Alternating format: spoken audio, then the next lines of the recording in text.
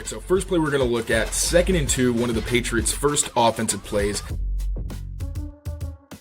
What's going on, everybody? Mike Kadlick and Tayler Kyles here for CLNS Media, back with another episode of the Patriots Daily Podcast, powered, as always, by our good friends over at Prizepicks. And today, powered by a very special guest. It is John Ellis. He covers the Carolina Panthers in a multitude of ways. If you haven't already, follow him on Twitter at @OnePantherPlace. Got a ton of good stuff from down in Carolina. And we have John on today to preview, of course, this weekend's matchup between the Pats and the Panthers coming up at 1 p.m. on Sunday in Foxboro. Now, John, we want to get to a ton about these Panthers. We got to learn more about them. NFC opponent, as Taylor just said before we started recording. We don't know a ton about this team. But before we get into it, we got to start with this. We got to ask you a non-football question to break the ice a little bit. And it is, and now again, I just mentioned you do a ton of Panthers coverage all across the map. But when you're not covering football, when you're not dug into Carolina football, what's your favorite show? What show are you watching right now? And is there anything you can put us onto, show, movie, or anything that is non-football related? Well, fellas, thank you again for having one of the peasants from the NFC on your program, as New England has beaten us down time and time again. I look behind this wall, so many legends you stole a Super Bowl championship away from. That's a game that I like to watch over and over. There's a show that was a great Super Bowl 38. Thanks, guys, again. I would say this, like, recently, I haven't been able to dive into anything that's sort of caught my attention. Succession was the last thing that sort of captured me, and I've already cycled back through that a second time because I'm a sicko. It's between Sopranos and Breaking Bad. The Wire is a close, tied for third. You can watch those shows infinitely. I mean, like, I teed up The Sopranos for an extra 18 holes right after I finished it for like the third time last year.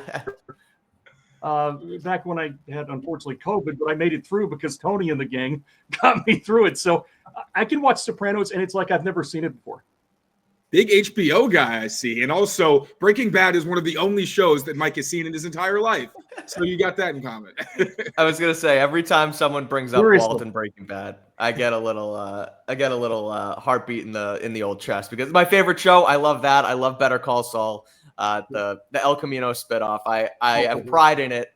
And now we did Severance. We talked about that on Apple TV a couple times this year. So when I find a show, I love it, but I'm not terribly well versed. So Severance put me in a blender. It was sort of like the Matt Rule experience here. I just felt like after about 2 years, that's what it felt like covering this team with Matt on board. Sure. It was Severance in more ways than one, and in better days ahead. One more I'll lob your way. There is a show called The Nick.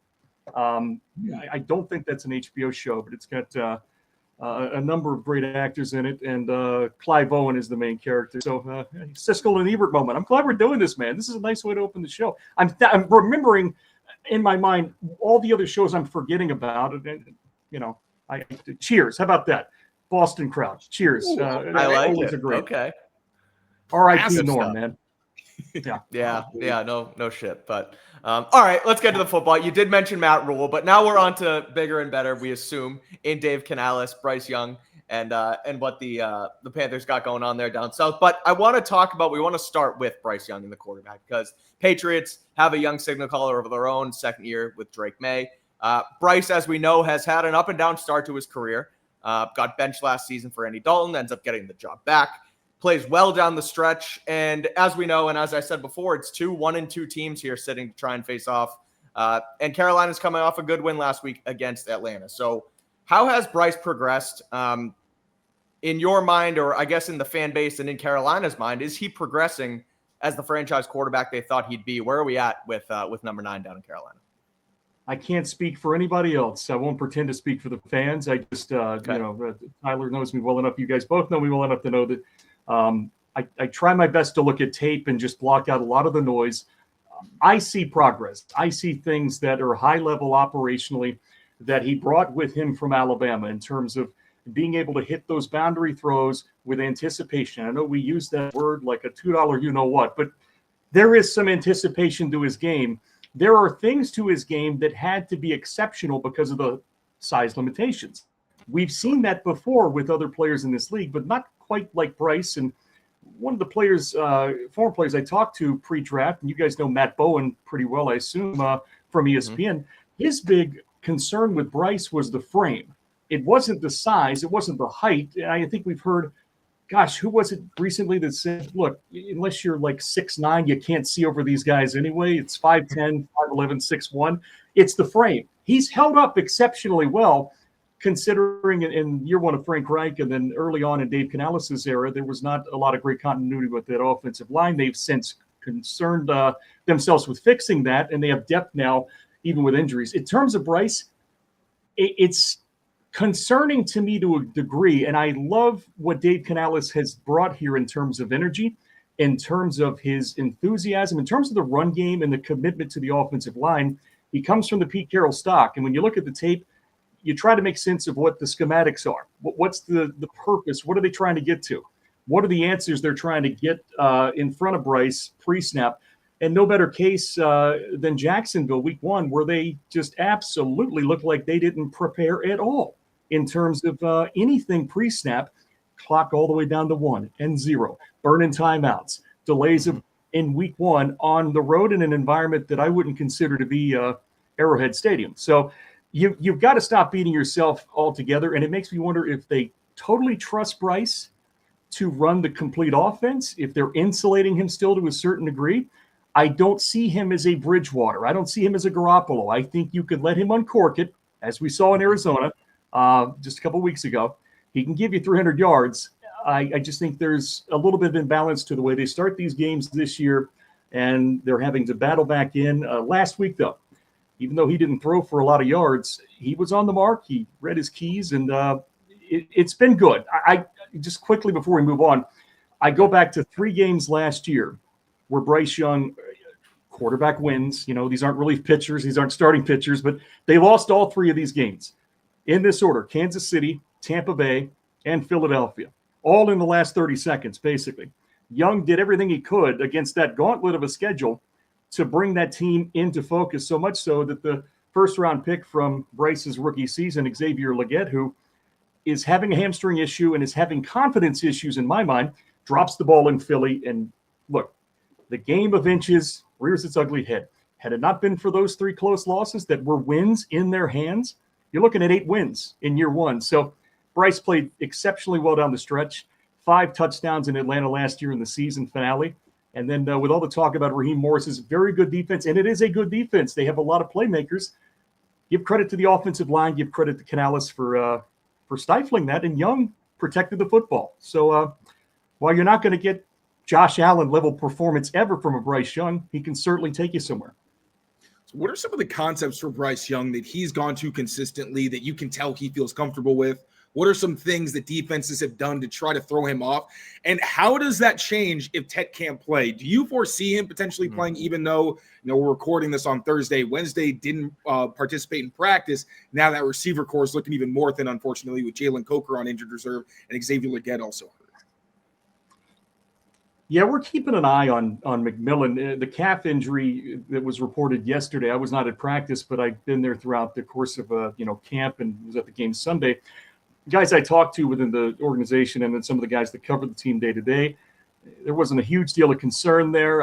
So there was a shot that I believe somebody from WSOC had posted on Twitter and Facebook of him walking into practice with Xavier Legette, and there was no limp, there was no boot. I want to say this is just maybe something minor, but it's concerning, much like the great corner from your team, Christian Gonzalez, who's missed time. There are certain players that in this stage of the development, when you're trying to get to a place where you want to be, relevant around Thanksgiving, as you guys always talk about, you can't lose McMillan for 2, 3, 4 weeks with the deficiencies of Legette, Coker still on the shelf.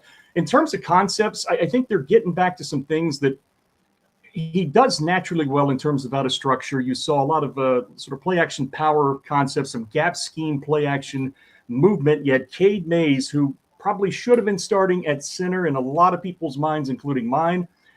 He's back in the rotation for Austin Corbett, and he played so well in that game. He several times was pulling from center all the way to 9 technique and sealing off Pierce and others and giving Bryce opportunities to hit those flats.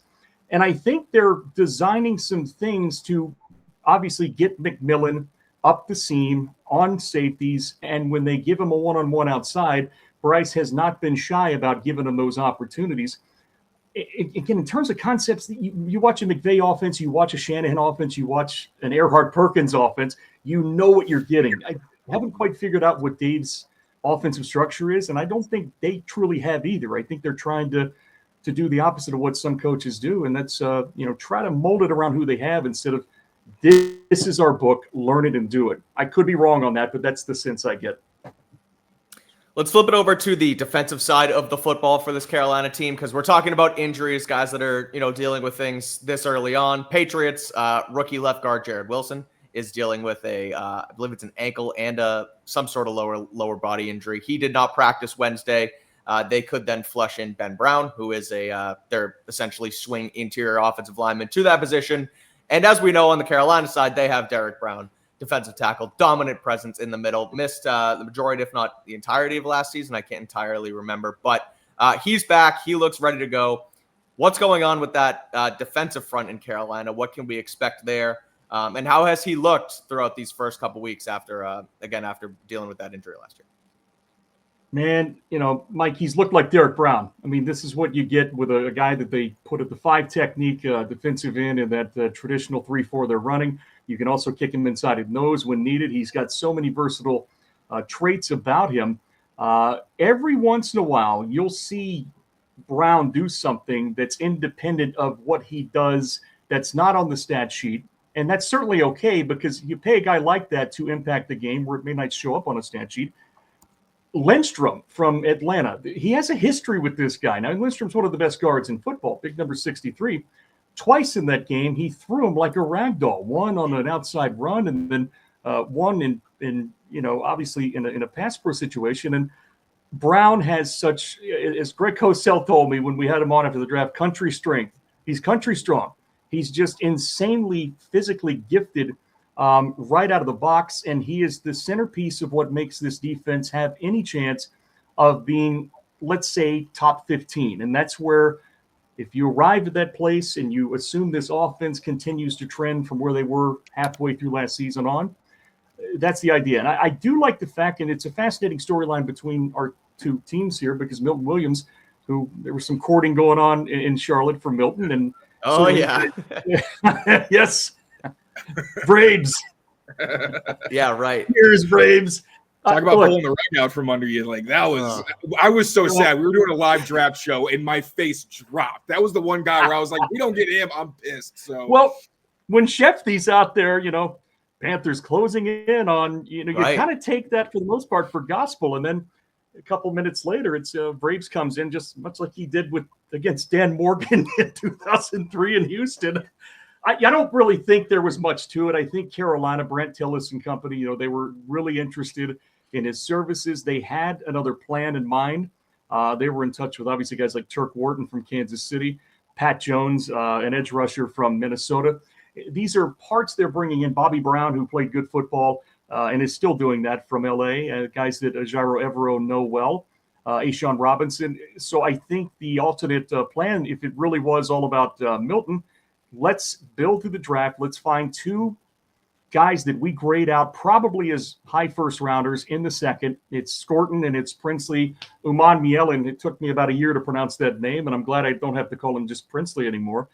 He's got his first sack of the year already. Scorton is doing some things up front that fascinate me, some NASCAR packages, and this is one of the advantages you get with a quarters defense, with a cover 3 defense, that this Avero variation of the Fangio defense, if you want to call it that, is if you build some sort of lead, boy, you can do some fun things. You can sit back, you can pull Horn up into sort of a man coverage look. You can have Jackson playing off the ball in the secondary. You got Merrick and Lathan Ransom flying downhill, stopping the run and impacting the tight ends in the passing game. And then you can move a guy that's Scorton. He's not a light guy. I mean, this guy was 280 at Texas A&M. He's lost some of that weight, but he's the ideal guy that can bump into 3 technique on those NASCAR sort of lightning packages. And then he's a true edge rusher that is much better than I would say some here in the past did holding their point of attack on the run. One more thing for you guys. I know there's a lot of talk about the run defense hasn't been that much better. You have to really look behind the numbers here.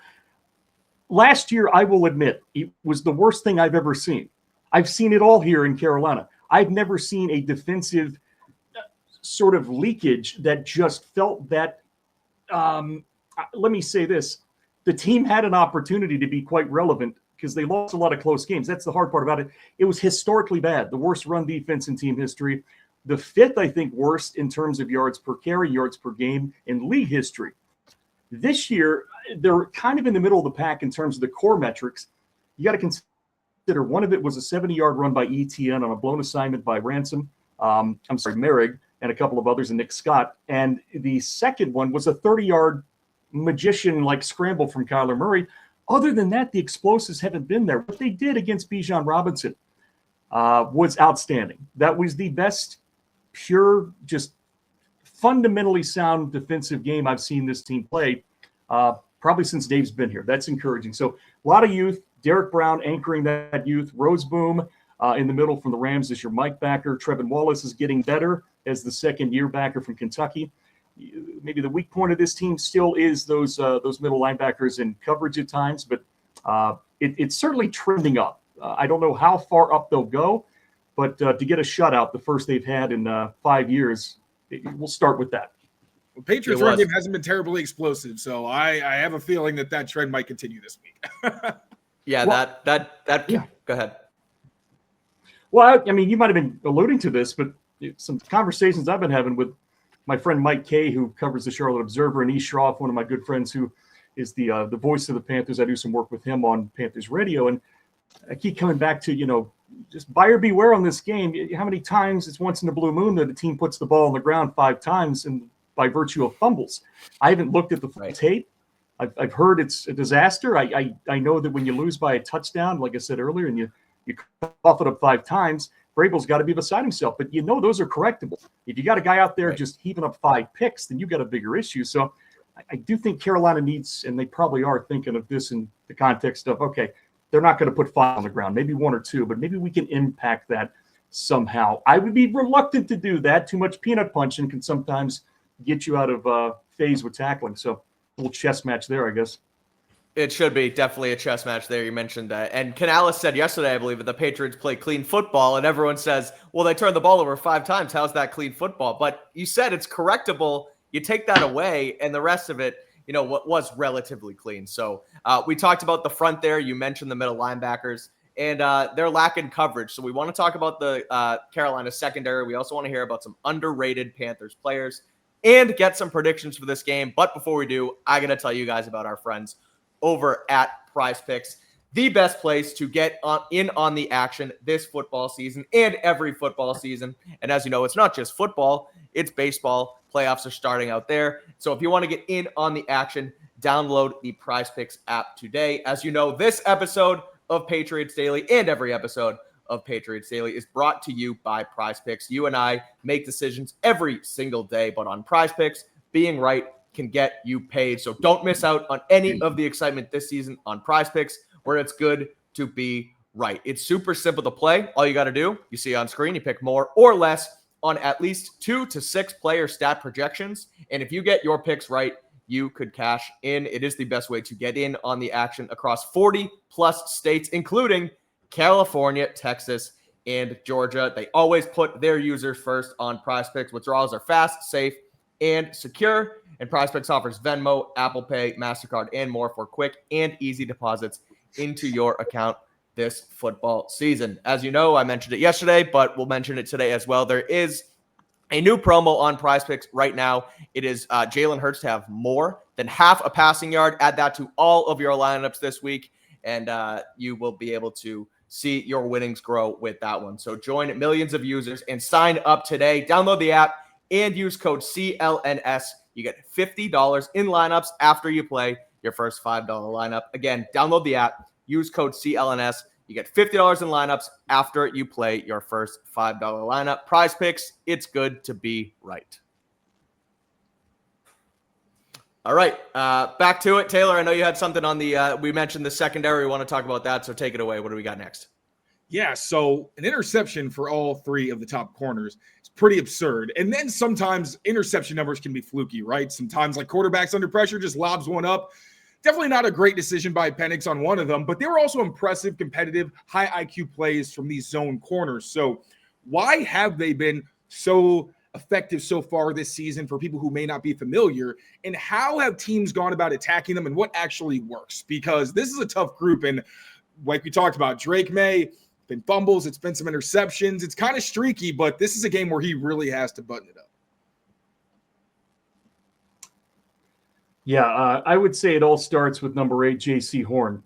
This is a remarkable player. I saw him play down at South Carolina, obviously right in our backyard, and we felt that he could be one of the better in this league. Problem is, you get those injuries that creep up, and whether you're injury prone, whether you got crap luck or all the above, he couldn't stay healthy for a full season for the first couple of years. And one thing, my friend Billy Marshall and I on our podcast, kept reiterating, I know I was banging the drum on it, is, here's a fundamental truth that J.C. Horn could just give you maybe 15 starts. It's a whole new ball game. It started in week 1 where Trevor Lawrence, look, he'll throw you a couple. We know that. Trevor's good for about 1 or 2 a week on a good day. And he had Travis Hunter, which would have been a 75-yard touchdown to open up the NFL season with electricity. J.C. Horn goes up with one hand, a remarkable play.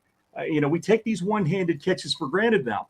A remarkable play to have the right spacing and zone to be right where he needed to be, trailing a wide-open Hunter on top of him with no help. One hand brings it down. He makes everything better around him. I wouldn't want to see what it looked like without him. I don't want to see that if I'm a Panthers fan, so you pray and hope he stays healthy. He'll be continuing his march to be maybe a Pro Bowl caliber guy for years to come. On top of that, and I don't want to get too excited because, PFF does great work, but it's also about the film and you got to know what you're looking at. But Mike Jackson was a great addition. They traded away a guy that Bennett, I believe it was, the linebacker. They had no intention of really playing, and they got what was at the time a solid corner, a guy who'd been around the league a little bit. He has taken advantage of the Hell yeah. I mean, we traded those guys. There's a pipeline there too, but it's been a fortunate blessing for Evero and his defense because Jackson has been very good in terms of the boundary, the force defense in terms of the run game. He's finding himself in the right place at the right time in terms of zone, and he capitalizes more times than not by getting his hands on the ball and catching it. And, look, you got to house that one. I'll say that to Mike Jack, on that interception return. Don't let Penix slow you down when you've got a convoy. But I ain't going to complain because it was electric in that stadium. Shaw Smith-Wade, the nickel corner, who has been solid. He picked off Baker Mayfield in that overtime game last year to keep them in it. He's got some chance here to really be their long-term nickel if he continues this. And to be honest with you, I think he would admit that maybe his grandfather or grandmother or my grandmother could have intercepted that ball that Michael Penix put out in the flat. I do want to relay a quick story. My neighbor in the press box this year is none other than Bill Polian. I don't know why. I don't know how that became to be. Wow. I'm on the second row with the peasants. I'm back there with the radio hacks. So Polian works for SiriusXM. I'm sitting beside him, and I've never met him, and I'm just kind of like, I don't want to sit by. He's got like a notepad and 2 pens, and he's kind of keeping to himself, and he really does look, like his age, and he talks like his age. And when Penix tossed that lollipop, I heard him speak for the first time. Jesus Christ. And so I reached my hand out and I said, John Ellis, nice to meet you. I heard radio. He said, Bill Polian. But I'll keep those comments and conversations private. Let's just say that sure. Atlanta's got some concerns there from a complete perspective. The secondary, getting back to that, Lathan Ransom, we want to see more of him on the field. Nick Scott takes a lot of heat as we would consider to be the free safety in this defense that is often, about late adjustments, late rotation. He's truly the one that can travel more in terms of coverage. Trevon Merrick, who we watched a lot of tape on from his time with the Raiders, it was a sensational box player that has already shown some of that in terms of getting to the quarterback, making run fits and run stops in key situations. Ransom is a little bit, I would say, a clone of what Merrick is. So you have some redundancy there if you take Scott out and you don't necessarily have everything covered and buttoned up there from a vertical perspective. He can do it. He's showing the coaches everything he can show them. At FanFest, he did a fake punt and returned it for a touchdown. I mean, we didn't see that because it's FanFest, but from the moment he walked in, he's been making plays. So big number 22, I would expect he's got a role in this defense. It's a good group, and I think that's the strength of their defense. They're not getting pressure, guys. They're not. I mean, look, I like what they're doing with Scorton and Princely and these guys, and Brown's been good. They have the lowest sack rate in the NFL right now. They are not coming close. And that game was so remarkable that Penix barely got touched. But the coverage schemes were really good, and they took everything away deep. That's what they do. The key is you got to fly to the ball, and you got to take the right angles, and you have to have purpose behind it. And I think they're coming together right now. But if Carolina doesn't start getting a little bit of pressure, that will become the new, oh, God, we can't stop the run, because these guys can't hold up all season like that. And you mentioned the vulnerability. I mean, I know you talked about the linebackers. Has that really been the place that a lot of people have tried to go to when they're successfully attacking this defense? Has there been any success going after the corners? Or is it really just, let's stay down the pipe, let's stay comfortable and, know where we're going? Yeah, I think a lot of these are spot coverages. So you just try to find what you can within the structure of a zone concept, whether it's C3, C4, quarters, cover 2 from time to time. Not a lot of cover 1 and man, but you see some of it. I do think that, Roseboom played much better in this game. And his job really is to be what he was in LA. And that is just a hog of a tackling machine. He's not going to ever be a Luke Kuechly in terms of carrying a C2 up the seam. I think he's going to be, far from a Tampa 2 gladiator in terms of coverage. I'd say Trevin Wallace, the other backer that plays inside in sort of this 34 variation. It's really a, nickel base, but he's in there a lot. He played much better in this Atlanta game. I think that was the bigger takeaway from this game. Penix did struggle, but Bijan, he didn't really get loose in the run game as much as he usually does. Algier was a non-factor, and they had plenty of clock left. This was a 10-0 game at halftime. There's vulnerability there. I mean, if you look back at week 2, I believe it was, right before halftime, again, this is where the game management got them in a hole where they should not be 0-2. They call a timeout. They gave Arizona more time on that last drive before half to sort of think about how they can attack the middle of the defense, and they hit Mike Wilson. And I personally saw Roseboom doing his job in terms of coverage, and it felt like Nick Scott was late, but you don't know what you don't know. I think it's a decent unit. It's not going to cost them a lot. They're not going to be facing people that are going to just shred them for 10, 11 catches up the seam. I know the tight end for New England, I believe it is Hunter Henry still, if I'm not mistaken. And sure is. He's racking them up right now. So that could be a good opportunity. Kyle Pitts didn't really get loose, though, and that's another issue. But McBride was very good against this linebacking core and the safety core in week 2. And then Brenton Strange had a nice game, especially in the low red area week 1. So there's opportunities. You can get this defense in conflict if you get in the red zone. Problem is Atlanta, not one time, boys, crossed the 31-yard line last week. It was astonishing. That's crazy. That is wild. Hunter Henry, 2 touchdowns last week. So, we'll see if they can take advantage of that there with that sort of, again, that weakness on that Carolina defense. Before we get to predictions to close it out, we just wanted to ask, we mentioned Tet. We talked about Bryce, Derek Brown, J.C. Horn, the big guns on this Carolina team. Who are some underrated Carolina Panthers players that Patriots fans should know about heading into this game that they might not be familiar with right now? I do all my work, as Mr. Kyles know, on this phone. It's just what I do on Twitter. I've already bookmarked all these guys. To hell with it. I can tell you off the top of my head. Love it. Cade Mays. That's my guy. The big boy from Tennessee. Greg Cosell once again tuned me on to him because Cosell kept raving about him like a lunatic during pre-draft. And I reached out to him. I said, will you come on the pod because we ended up drafting this guy? And he was adamant that he was going to be a starting guard by like year 2. He's now the starting center. And he is playing over the past 6 games, guys, against really good teams dating back to mid last year. Nearly flawless football. I think he's got about 1 or 2 penalties. Not a lot of holding calls going on, maybe one of those. No sacks allowed, no pressures allowed, with the exception of one earlier when he came off the bench this season. Corbett was just not very good in terms of, at least in terms of stacking against Mays, protecting the quarterback in pass pro. He was more of a run game sort of center, getting out and mauling people. Mays can do that too. He's very underrated. Damian Lewis, the left guard, who they brought in. I know Robert Hunt gets, and rightfully so, a lot of attention. He's out right now, as you guys know, at right guard. You guys know Rob Hunt well from the AFC East days, and he is a tremendous force in the run game. Damian Lewis might be right now the best lineman on this team in terms of assignment football and just handling everything you have to handle. It's a good duo to see the two of those working in tandem. It's helping Mays a lot because to his right, he's having to help Chandler Zavala, a second or third year player out of NC State. Mystery about Brady Christensen, he's not in the mix, but that's another story.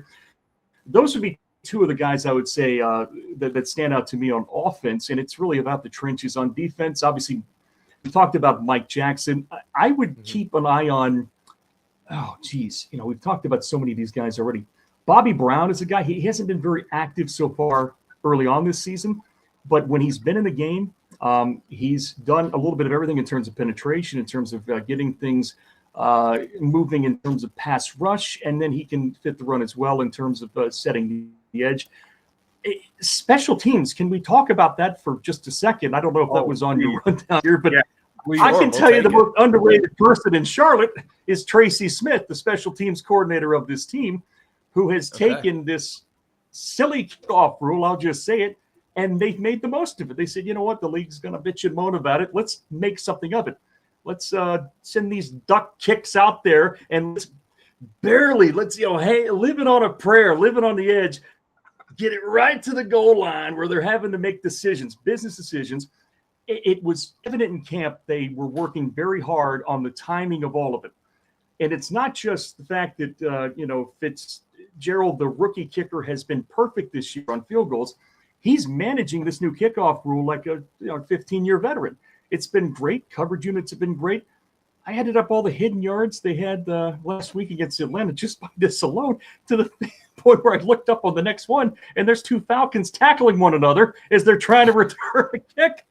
And it's crazy. One guy told me that's been around the league a long time. He said, that's no accident. That's the pressure these teams are feeling from having to play out of this sort of funk. And I think, people talked about it earlier this week. So I would just say that keep an eye on kickoff returns for New England and kickoff coverage for Carolina. I know you guys had a kickoff return against Miami. This should special teams kept them in it. I think special teams will have the biggest impact of almost anything in this game, to be honest, for both teams.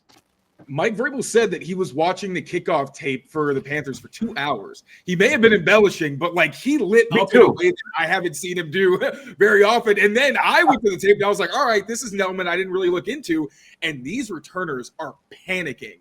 You don't really see NFL players look the way these guys look consistently, where it's literally, oh shit. Where is the ball? Where are these guys coming from? Can I scoop in time? It's been special teams are often kind of flying under the radar, but literally anybody, I don't even care if you're a football fan, just watch it. It's like America's Funniest Home Videos in the NFL. It's fantastic stuff.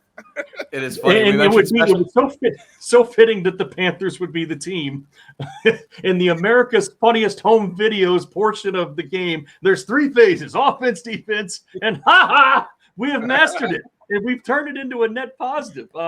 Tracy Smith has done a hell of a job. I'll just say that. Sam Martin has done a good job at punter, but it is. Well, when the Falcons are tackling each other back there, that was a rough look, and Carolina forced the issue on it. So good for them. 100%. All right. Well, we'll close it out with this then. One last question. Patriots are favored right now in this game. It's 5.5 point spread. It's at home, so that makes a little bit more sense there. But looking at this from both directions, John, what would you say a Patriots win will look like this weekend if it were to happen, and vice versa? If Carolina were to win this football game, how do they get it done? Well, I think a New England win starts with not putting the football on the ground as many times as they did. You need to control the controllables, and that's when the ball is in your hands, you need to protect it. And that was a very, very odd, uncharacteristic type of game from anybody who's worked under Belichick. And Vrabel in his own right is all about, getting those things buttoned down and getting them right. So I was surprised that happened. I don't expect that to happen again. I think Drake May is a guy that obviously we didn't talk much about him today, but he's an old Charlotte kid, and obviously he's from this state of North Carolina, and he's playing some really good football right now. I think his footwork and his competency within the pocket has come a long way since his days in the ACC. It's really coming into its own. There's not a lot to work with on the boundary from what I've seen from Diggs so far. It's about what you'd expect from a guy who, no disrespect, but this is not, Minnesota in 2017, but at any moment, right. You can get ignited. And, Mac Hollins, obviously, I don't know if his status with his health is good, but I've always been a fan of his. I do think a Patriots win looks about like that. It's sort of a slugfest, maybe a 23-20 win. Special teams, winning the turnover battle, making sure that these defenders for the Patriots that I took a little peek at tape on, and Spillane and others, you got some splaining to do if you don't start wrapping up and tackling, because that's been the bugaboo for them too. When you're fumbling 5 times and you're missing 13, 14 tackles and you only lose by 7, here's the good news for the Patriots fans. You can correct those things and, you're still within 7 points. So that's how I see their side of it. If you want to hear my speech about the Panthers, it's very simple. Get Chuba Hubbard going early and often and challenge this front. There's no question that Milton Williams is exceptional. I know there's some familiar faces on that front, like Chason, who played here for a minute, and he's a little bit banged up. And you have to get back to who you are as the Carolina Panthers, and that is insulating this quarterback who's still trying to get to that next step by using your best weapon on offense, and that is right now Chuba Hubbard. And this offensive line that is very good moving people around, stay ahead of the sticks, and do what you did last week. Don't get down in these first 2 games. Get up in the game against Atlanta. So tough test, Foxboro, tough place to play, and certainly Mike Vrabel, I'm sure, worked them to death this week. So I'm looking forward to another Patriots-Panthers reunion. It's a mini rivalry, I guess. I mean, we played you close a few times. That's what we can claim, I guess. That Cam Newton game is still seared into my brain. I was just going to say that. One of those losses where you leave and you're like, I'm mad, but I can't be too mad except for that, maybe silly penalty at the end. But man, that Newton. Let me tell you something. That was one of the great moments. Ninkovich, obviously, that's no one's going to win that matchup. I feel bad for him, but and then obviously I'll say it, Panthers fans, it was pass interference at the end. It was blatant. Kuechly was hugging Gronkowski. But you know what? So the hell what? We move on to the locker room and you get that dub. The 2003 Super Bowl, my kids are coming of age now. They're 18 and 16, my boys. So they weren't around then. And Super Bowl 50, they were young. And that was an awful game in so many ways. It was unwatchable. So we go back from time to time and watch that game. I know you guys look at Mike over 11. Yeah, we got like 20 rings. But I like that was such a special Super Bowl. And it pisses me off sometimes that it doesn't get talked about. I'm sure maybe for you guys too, in the you got a catalog of 20 of them. But for us, it's like one of those games that, boy, the first quarter was awful. The third quarter was awful. But the second and fourth quarter was a bonanza. Mm-hmm. Jake Delhomme going toe-to-toe with Brady. There's some history here between these two teams. And I think it's going to be good to see Vrabel back in the mix too. I mixed feelings, I'm sure, from people around the league about Braves and maybe some in the pressers that don't want to get snapped at. But I personally love him. And congratulations to you, sir, because you got the Mike Vrabel seal of approval on yes, national television. I saw that, and Taylor, I said, damn, this guy knows that was ball. Good stuff. I knew you knew ball. When Vrabel's saying it, just don't get a big head, man, okay? No. I'm quite literally shrinking in my chair right now. That's when you know. But, Matt Rule wouldn't let me in the damn building. You're getting props from Vrabel, so there's the. I don't know if that says more about the coaches or us, but this could be a good game. It'll be close. It is. It's exciting. There is that little, there is a rivalry aspect to it. There's a lot of storylines, right? You talk about the Drake May side of things being from Carolina. Cam Newton goes from Carolina to New England, back to Carolina. Drake May even said this week, he was asked about Cam and said that when they got rid of him, that's when he stopped being a Carolina Panthers fan. So there is a lot here. Yeah, it is. It's exciting. It's testy. Yeah, right. But it's, again, 2 teams sitting at 1 and 2, both need a win, sort of in a rebuild-ish mode on both sides. So should be super exciting and looking forward to it. And John, thank you so much for taking the time to preview it here with us. Looking forward to Sunday. Before we get you out of here, just let our fans know, everybody listening, where they can find you, what you're up to, what you got coming down the pipe, and all the Carolina Panthers coverage you got going on right now. Well, if you're up in the middle of the night and you're hungry for a snack, go on Twitter at One Panther Place and just look at some random film cuts. That's what I do. It's doing 2019. Yeah, that's, I found a little void in the coverage there and said, who's not doing this right now? So in 2019, I said, let's do some film work and let's do some historical perspective. So One Panther Place on Twitter, that's the foundation of what started everything. I have been fortunate enough to gain some traction with Fox Sports Radio. I do a show down here in the Carolinas on Fox Sports Upstate every afternoon, 5 to 7 p.m. And we talk NFL. Look, it might as well be just an NFL show. We barely talk college. We don't talk NBA. It's year-round NFL with us. And been blessed to be able to host the pregame show for the Carolina Panthers since 2022 and doing it again this year. We'll be out there live, not on the road this week, but we'll be out in Charlotte getting you ready for this big game on the Panthers Radio Network. And then next week, Miami comes to town.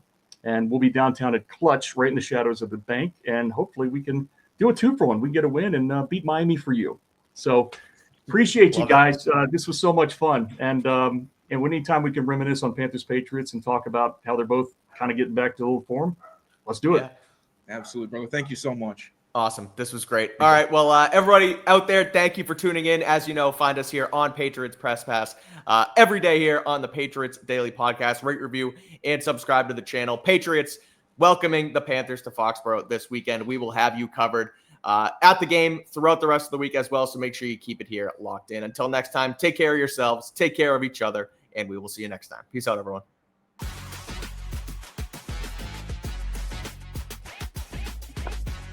Mm-hmm.